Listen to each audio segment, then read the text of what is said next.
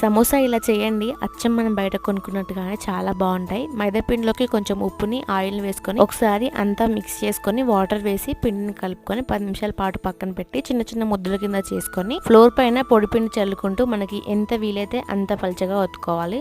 తర్వాత స్టవ్ మీద ప్యాన్ పెట్టుకొని మీడియం హీట్లో ఉన్నప్పుడు మనం చేసుకున్న చపాతీ వేసి 10 సెకండ్స్ పాటు కాల్చుకొని చేసుకున్న అన్ని చపాతీలు ఒకదానిపైన ఒకటి పెట్టి ఎడ్జెస్ని కట్ చేసుకొని ఏ సైజులో అయితే కావాలో ఆ సైజులో కట్ చేసుకొని పక్కన పెట్టండి. అలాగే ఎక్స్ట్రా ఉన్న వాటిని కట్ చేసుకొని ఆయిల్లోకి వేసుకొని స్టఫింగ్లోకి వేసుకుంటే బాగుంటుంది. స్టఫింగ్ కోసం చిన్న చిన్నగా కట్ చేసిన ఆనియన్స్లోకి పచ్చిమిర్చిని, కొత్తిమీరని, ఉప్పుని, కారంని వేసుకొని మిక్స్ చేసుకొని మనం ముందుగా ఎడ్జెస్ని కట్ చేసుకున్నాం కదా ఎక్స్ట్రా ఉన్న వాటిని ఆయిల్లోకి ఫ్రై చేసి స్టఫింగ్లో కలిపితే బాగుంటుంది. ఒక సమోసా షీట్ని తీసుకొని మైదా పిండి పేస్ట్ అప్లై చేసుకొని ఇక్కడ సమోసా షేప్లో ఫోల్డింగ్ చేసుకొని లోపల స్టఫింగ్ పెట్టి ఆయిల్ మీడియం హీట్లో ఉన్నప్పుడు మనం చేసుకున్న సమోసాలను వేసుకొని కాల్చుకున్నామంటే మనకు అచ్చం బయట దొరికే సమోసాలా చాలా బాగున్నాయి.